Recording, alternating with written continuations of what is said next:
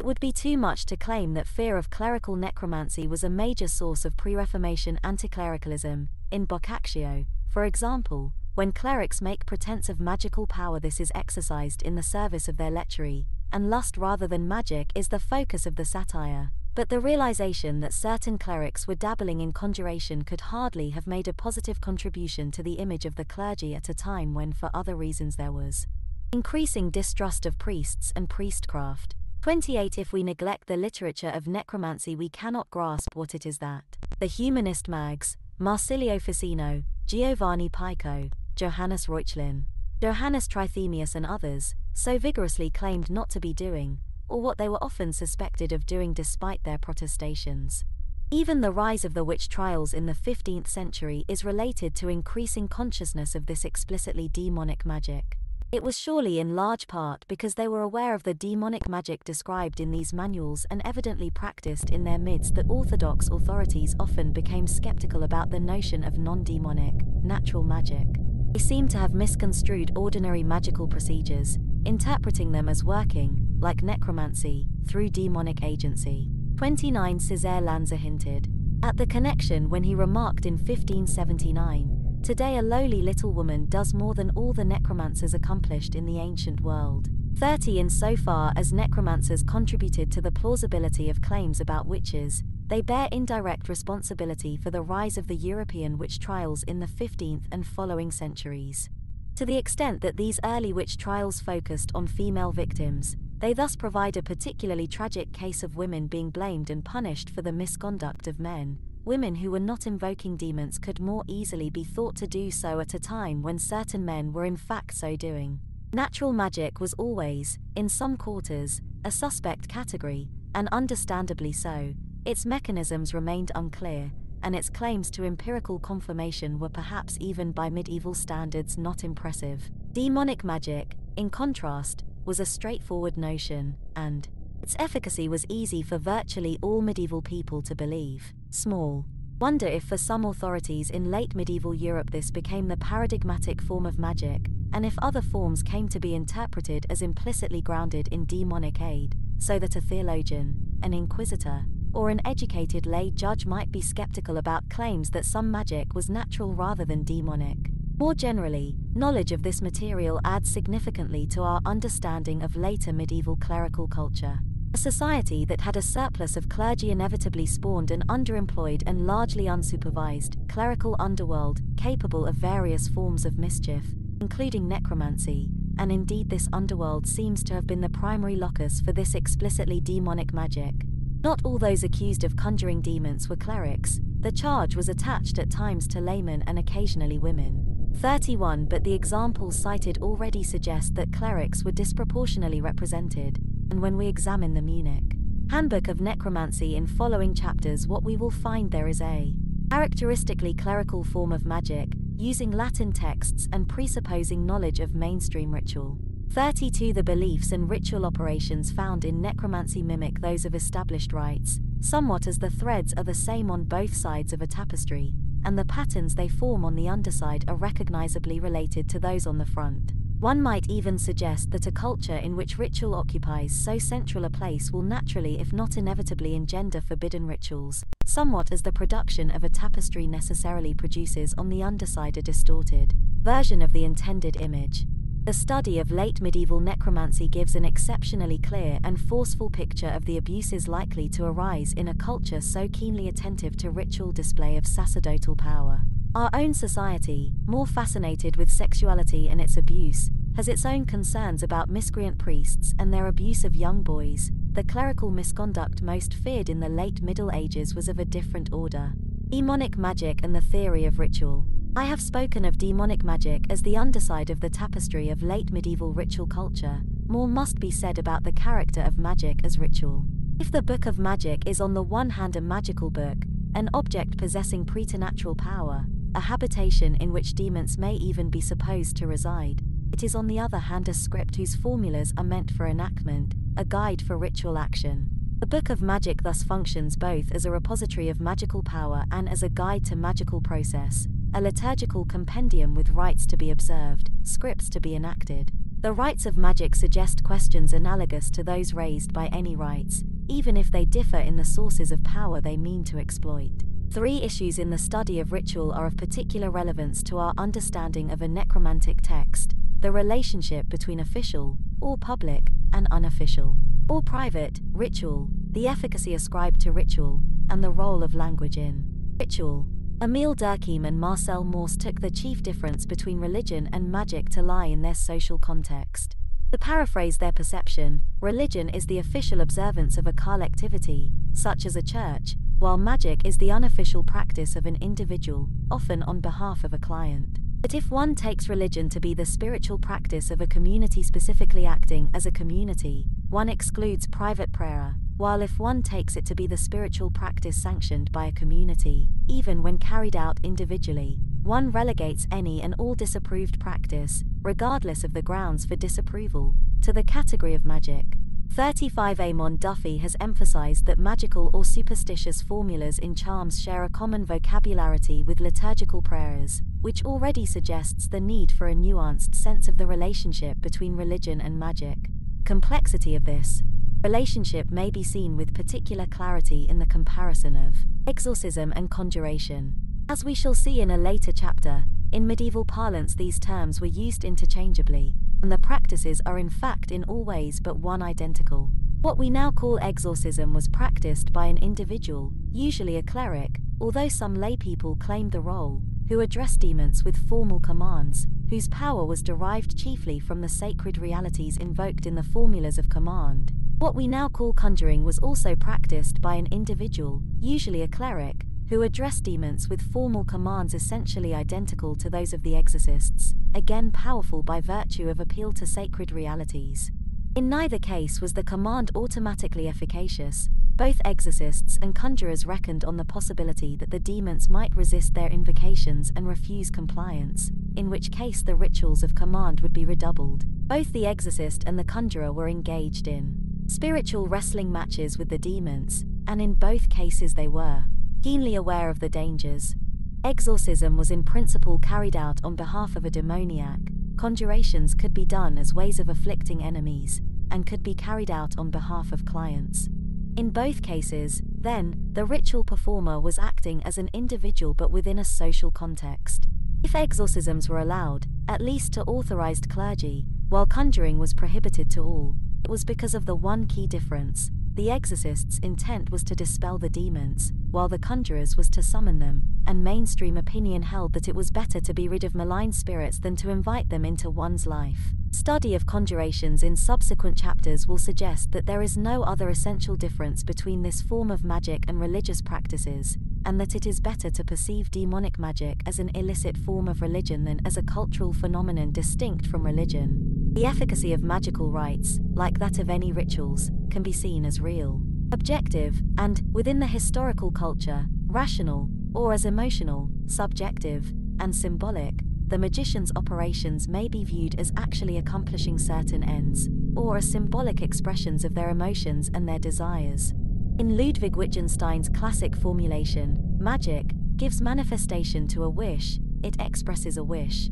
36 Echoing such earlier formulations, Joseph Gusfield suggests that in symbolic behavior the action is ritualistic and ceremonial in that the goal is reached in the behavior itself rather than in any state it brings about. 37 This pragmatist perception of ritual may be useful as a way for an observer to excuse someone else's otherwise irrational practice, but there is little evidence that most practitioners themselves view the effect of their rites as merely expressive and not objectively effective. 38 Magic rituals in medieval Europe were clearly intended to produce results, to arouse passion, to drive people mad, to find stolen goods, and so forth. Judicial evidence makes it clear that the practitioners, the clients and the victims all expected magic to have objective effect, and when it did not, this was because the specific practitioners were inept or did not perform rituals with sufficient strength to command the demons they summoned. 39 In one sense, however, Gusfield's formulation does apply to magic. Magical rites, like prayers of petition, may be used for practical ends, but any goals extrinsic to the ritual presuppose an effect intrinsic to it. The prayers and actions that constitute orthodox ritual first of all transform the relationship between the praying person and God, as also the relationship with the persons prayed for, with others in whose company one is praying, and with others throughout history who have said the prayer in question. If such ritual is transformative, the transformation is in the first instance one that occurs within the ritual itself. The participants in the ritual become different, and the network of relations in which they stand is reconfigured. Even if no further results ensue, for the duration of the ritual the world of the participant is transformed. Normally one undertakes a ritual with the expectation of further, extrinsic changes, moral or physical, but these are secondary, at least in a logical sense, however important they are to the participant. They are secondary because they presuppose a prior change within the ritual itself, an empowerment of the participant that then makes extrinsic change possible. Ritual can be effective for other purposes only if it first is effective as ritual. It can have secondary efficacy only by virtue of its primary efficacy. The principle holds in the case of magical rites, and perhaps most especially those involving demonic magic, even if they are undertaken for the sake of some practical end. That purpose can be accomplished only because within the ritual there is a transformed relationship between the magician and God, between the magician and the demons, and perhaps also between the magician and other humans. Calling upon the aid of God, the magician seeks power over the demons. The primary purpose of the ritual is to build sufficient power that the magician may compel the spirits to do his will. Only if within the ritual itself this transformation of power is attained can the magician accomplish any other goal. The efficacy of ritual ex opere operato must be perceived in this light. Thomas Aquinas was stating the common perception of theologians in the later Middle Ages when he recognized the Mass and sacraments as having objective effect independent of the disposition and moral status of the celebrant and minister. That ritual was inherently efficacious, ex opere operato, apart from any further effect to be gained by virtue of the minister's or participant's disposition, ex opere operantis, by no means meant that the rite was magical. Whether an operation qualified as magic or not depended chiefly on which powers it invoked. If it called upon celestial or manifest natural powers it was not magic, but if it appealed to demonic or occult natural powers it was magic. 40 rituals that called upon angelic aid formed an ambiguous category, possibly but not necessarily magical, but mainly because the identity of the angel summoned might be in doubt. 41. A ritual, magical or otherwise, could have efficacy ex opere operato, precisely because it transformed the status of the performer and his or her relationship with God, with other spirits, and with humans. It was clearly this fear of the efficacy of magic ex opere operato that led an actor playing in the Jeu de Saint Barbe in 1470 to make a notarized counterpact declaring that, by the invocations and anathemas of the demons which he makes in the play, he does not intend to speak from the heart but only in the manner of the play, and that on that account the enemy of humankind, the devil, should not have any claim on his soul. 42. But the force of magical ritual was not in all respects analogous to that of other rites. Ordinary prayer and official ritual assume that the spirits invoked are in general well disposed toward humankind, and enter readily into a helping relationship. The praying person's invocation of God or a saint is an appeal to a benevolent being. In this respect the rituals of demonic magic differ from other rites. They invoke fallen spirits taken, by the necromancers as well as by their critics, to be unwilling, uncooperative, inimical and treacherous. The operations of demonic magic, more than other rituals, are thus explicit contests of wills. The necromancer recognizes a need to heap conjuration upon conjuration, and to buttress these formulas with supporting means of power, precisely because the demons are reluctant to come, and if they come will do everything in their power to escape the magician's control, threaten him, and deceive him.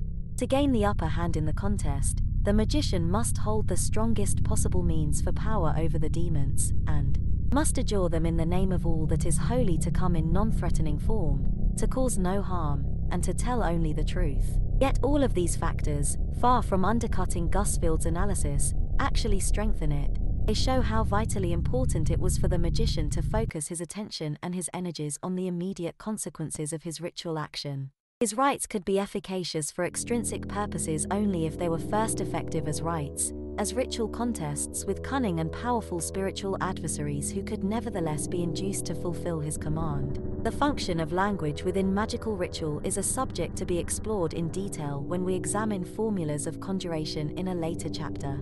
The general topic is one S.J. Tambia has discussed, with focus on the use of special languages, or the use of elements from various languages, in magical practice.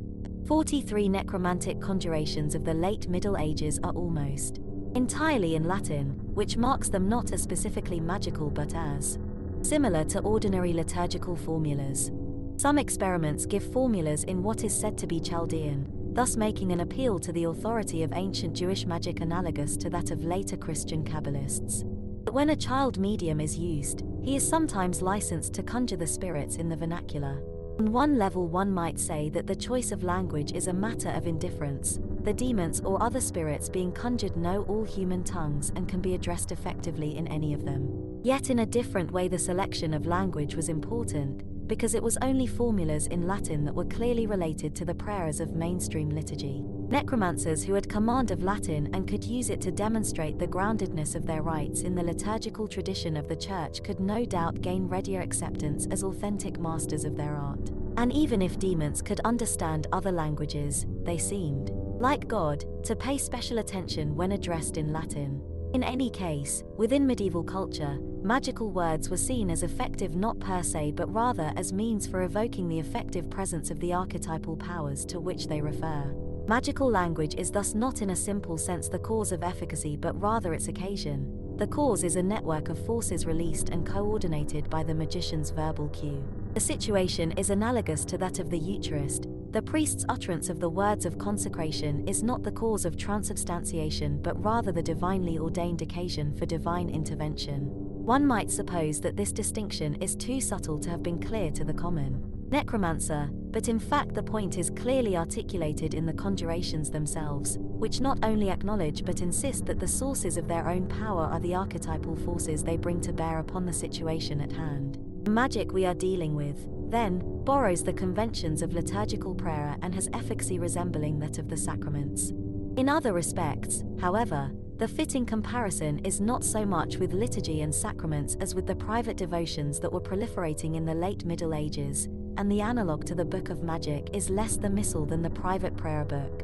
Ritual magic and devotions alike showed how liturgical formulas could be adapted for private and domestic use. Indeed, one central point of devotionalism was to provide a network of connections between church and home, bonding them in an increasingly complex relationship, and imparting to the home some of the fervor and sacrality of the church. Magic resembles the devotionalism of the Books of Hours and other prayer books in its translation of official rites into an unofficial and largely private setting. 44 books of magic, like books of devotion, proliferated in the expanding marketplace of privately owned and privately read texts. Plan of this book. The following chapter will introduce the manuscript to which this study is chiefly devoted. Subsequent chapters fall into two blocks. Chapters 3 to 5 examine the experiments according to the chief purposes for which they are performed: entertainment, illusionist experiments, power over other individuals, psychological ones, and knowledge, divinatory ones. The chief point of these chapters is to show that within this body of material there are in fact fairly clearly distinguishable subtraditions, and to sketch the common characteristics of each. Chapters 6 to 8, then, analyze the sources and techniques used to gain magical power, in particular the conjurations, and the demonology assumed by these conjurations, the magic circles, and the formulas of astral magic, techniques that cut across the categories discussed in the earlier chapters, and thus represent elements of continuity within the diversity of necromantic practice. Throughout the book I will give translations, my own, unless otherwise noted, of source material for the study of late medieval necromancy. Most of these passages are from the Munich Handbook. To give a sense of the cultural context, I have included some material from other writings of the magicians and from writings about and against demonic magic. I have opted not to give a complete translation of the Munich Handbook. Both specialists and general readers, I assume, will be better served by selective translation of representative and particularly interesting passages, selected perhaps disproportionately but not exclusively from the earlier sections of the handbook, integrated into my analysis. This option seems especially appropriate given the largely repetitive nature of the material, and the need to situate it in its cultural context.